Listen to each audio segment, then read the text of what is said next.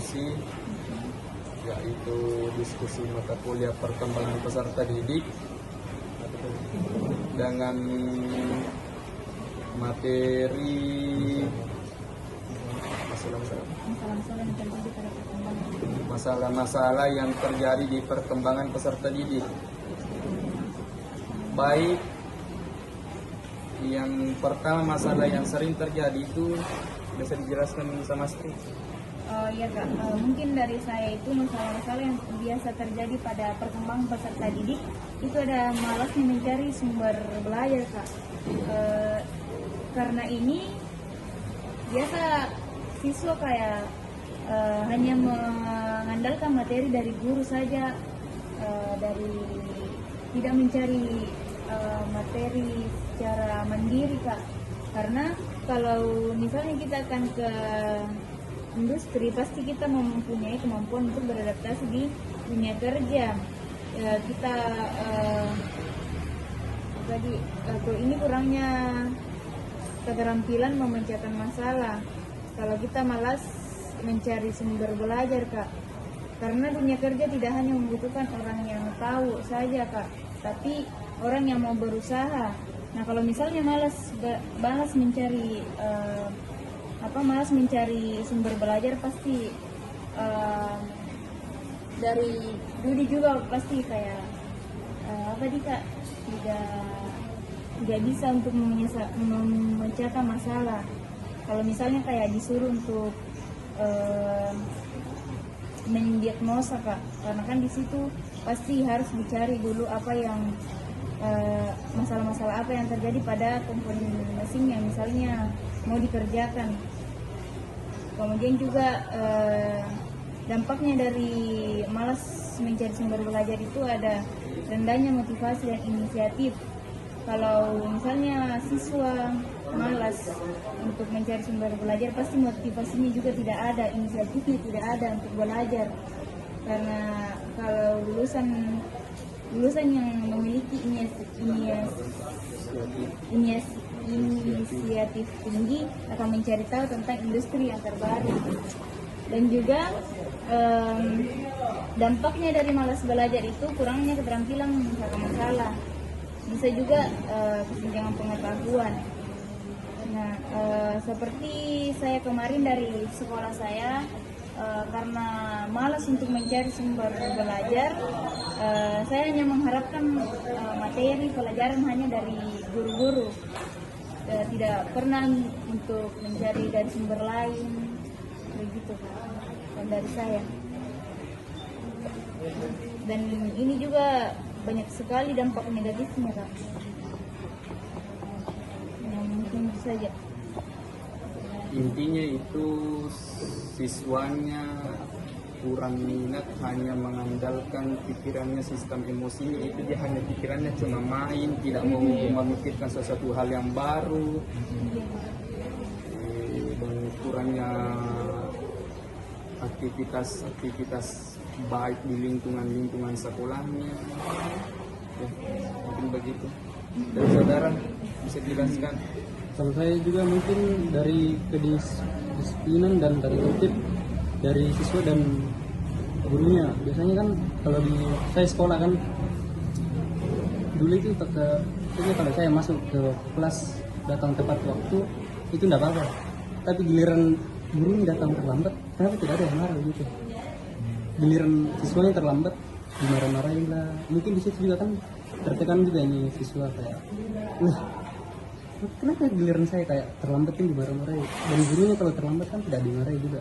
Di situ kan bisa dinilai kayak kami ini harus disiplin, sedangkan gurunya tidak begitu, kayak kenapa ada perbatasan di situ juga. Dan yang kedua juga itu mungkin dari cara pengajarannya guru. Dan waktu saya di sekolah juga itu kan ruangan labnya itu memadai, cuman dari pengajaran gurunya itu kurang begitu.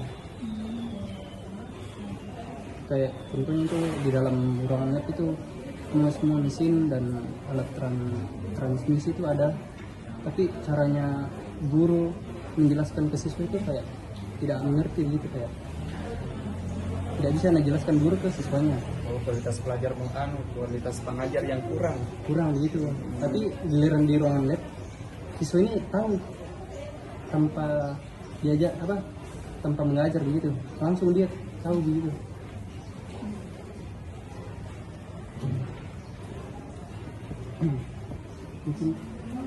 Dan mungkin juga dari bahasa di sekolah itu banyak dari daerah lain, mungkin dari Jawa, dan biasanya di sekolah-sekolah itu kan misalnya contohnya daerah Toraja kan ya, mungkin juga dari bahasa, permasalahan dari bahasa, soalnya kan guru ini biasanya pakai bahasa daerah, dan di dalam kelas itu biasanya kan banyak siswa dari daerah lain. Baru caranya guru biasanya mengajarin kan pakai bahasa daerah, jadi mungkin yang daerah lain bisa untuk mengetahui apa yang diomongkan oleh guru tersebut. Jadi mungkin dari situ kayak susah pahami siswa dari guru yang tersebut, soalnya di situ juga rentan dari bahasa.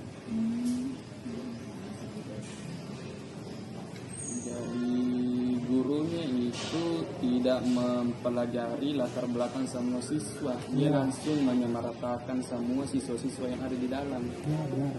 Berarti gurunya itu terlalu rasis dalam kata bahasa kasarnya. Ya bisa jadi gitu.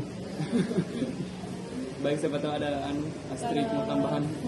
Kalau dari saya ya Kak, kalau sekolah itu kayak ketinggalan perkembangan Pak. Kayak alat-alatnya begitu Pak. Kalau sekolah kan masih konvensional semua Pak. Sekarang kan sudah ada kendaraan listrik, kendaraan mobil listrik. Tapi kalau di sekolah kan masih konvensional. Jadi kayak ketinggalan sekali ini dia Pak. Ketinggalan pembelajarannya gitu. Orang sudah di era otomotif 4.0, kita masih 3.0. Jadi dari situ kayak tidak ada perkembangan tapi tertinggal jauh.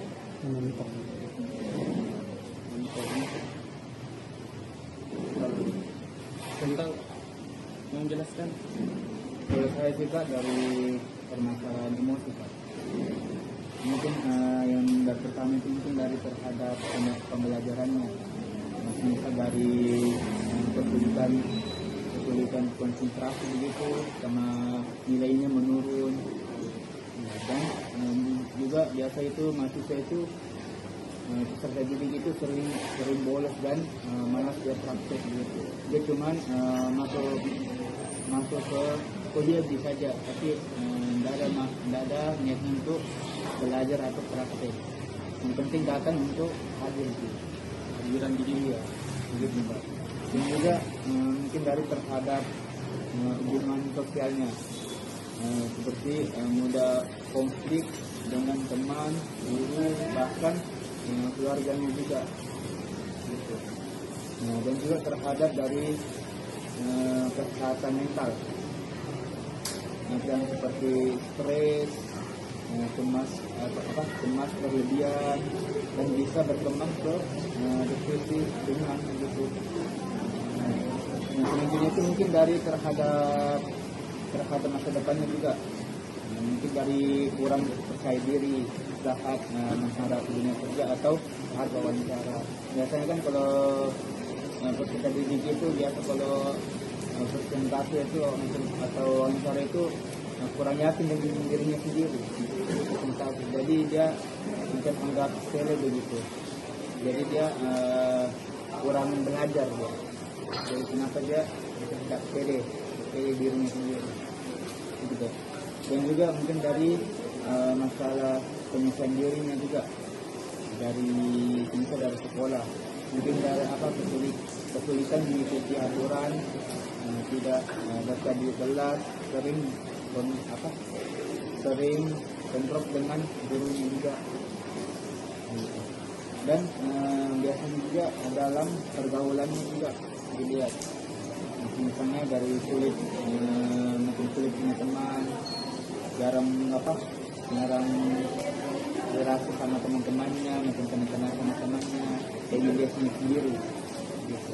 Dan juga mungkin merasa dia terasing begitu, dan juga dia kurang ikut kelompok, kurang ikut pergaulan begitu. Biasanya kalau ada kumpul-kumpul dia minggir begitu, begitu kita. mencuri ini Pak. Iya. Tapi kalau mau dipikir-pikir tentang masalah emosi tadi, emosi itu mungkin karena kualitas pengajar yang kurang, karena dibilang guru kan harus memperhatikan semua siswa-siswanya, baik itu dibilang melalui emosi, tingkah laku, pergaulan harus semua dipelajari, dan itu semua harus pokok untuk perbaikan siswa-siswa. Contohnya kalau dalam hal belajar, kalau guru baik caranya belajar, pasti siswa akan mudah mengerti. Kalau guru yang jelek caranya mengajar, pasti siswa tidak mengerti dan cepat bosan. Dan di situ ini biasa terjadinya kalau guru itu tersebut masuk di dalam kelas, kebanyakan siswa bolos atau siswanya yang bodoh amat yang belajar. Begitu biasanya kalau guru yang kualitas pendidiknya kurang. Tapi kalau dari saya itu rata-rata guru-guru memang begitu, soalnya kalau misalnya di dalam kelas kan ada yang pintar dan ada yang kurang gitu. Saya bilang tidak pintar begitu, soalnya kan kalau yang dipintar ini kan selalu didukung begitu kayak coba maju ke depan, padahal yang misalnya tidak pintar ini jarang begitu, kayak jarang dipandang begitu. Kenapa? Dan di situ juga kan bisa dinilai kayak ternyata guru ini lebih mendukung yang pintar ketimbang yang tidak pintar begini. Jadi di situ kan harus sama rata dukungannya begitu kayak guru, jangan cuma yang dipintarnya saja yang didukung begitu. Kayak ada masalah di papan tulis soal kayak yang pintar disuruh maju, kenapa yang tidak pintar ini harus disuruh maju? Supaya di situ kan bisa menumbuhkan pemikiran yang wah, saya harus mengerjakan soal ini, kalau tidak saya tidak bisa seperti yang pintar itu. Jadi dari itu. Tapi kalau begitu juga pasti kayak tergantung inisiatif dari siswa ini Kak, yang tidak pernah dipanggil. Karena pasti harus mengerjakan, ya harus kamu Kak kayak begitu, harus muka ke depan. Karena tidak selamanya siswa itu kayak dipanggil terus ke depan, pasti bertanya dulu siapa yang mau maju ke depan untuk mengerjakan pertanyaan tersebut. Nah banyak yang kayak bodo amat nih, kalau memang tidak mengetahui ya bodo amat nih, tidak ada inisiatifnya untuk mencari tahu begitu. Biasa juga siswa ada begitu dia. Biasa banyak.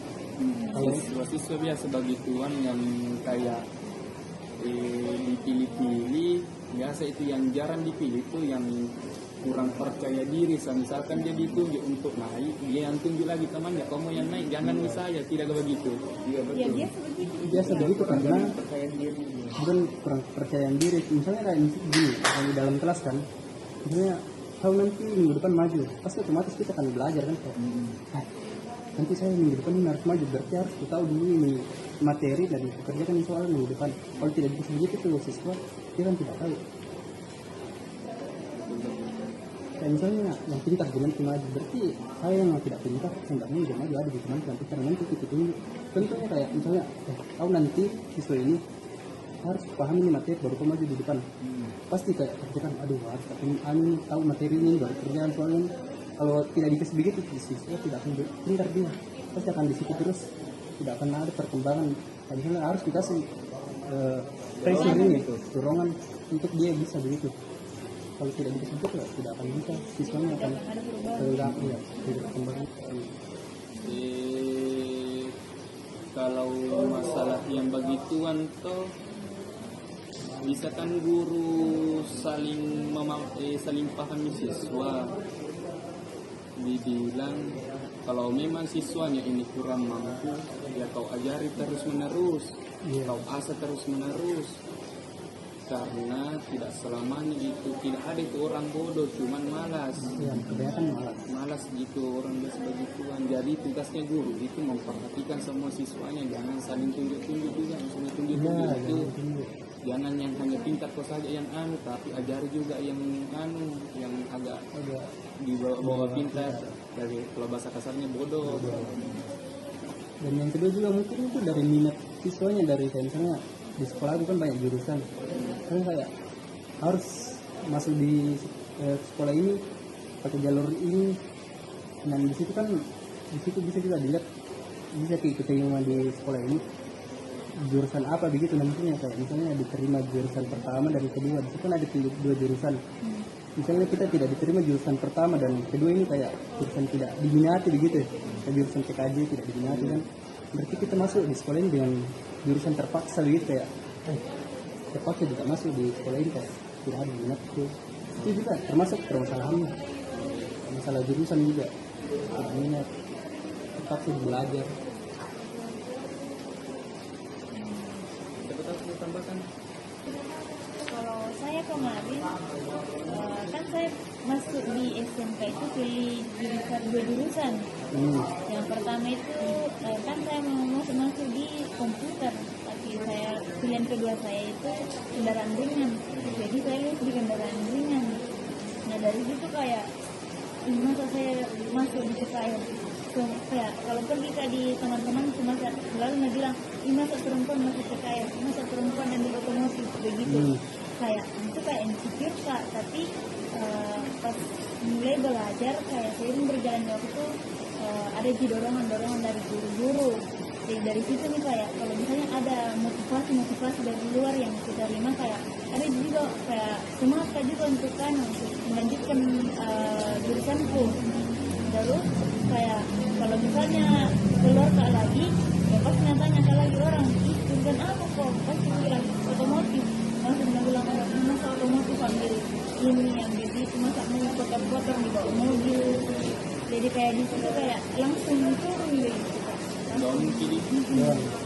Jadi kayak kalau misalnya ketemu kali guru-guru tuh langsung mulai kayak makasih lagi semangat, kayak kalau ini motivasi kayak berpengaruh sekali sama perkembangan pertumbuhan peserta didik aku rasa, karena kami yang alami kalau ditegur begitu kayak langsung dong kasih keluar lagi semangat, kayak langsung begitu kak. Berarti Semangat. dukungan dan motivasi. Motivasinya karena berpengaruh sekali aku rasa itu. Tapi itu kalau misalnya dia buka rezeki kayak dirindahkan terus, apa ini bisa apa ini, gitu. Makanya itu ini gunanya guru sebagai tenaga pendidik. Karena siswa biasa itu direndah-rendahkan sama temannya, kayak diturunkan mentalnya, ada nih gurunya yang bikin semangat, kayak contohnya tadi.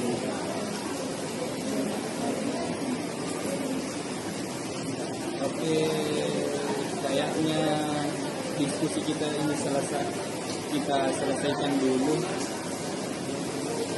Siapa tahu ada tambahan.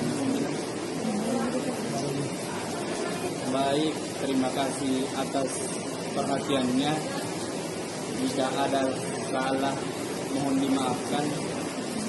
Baik.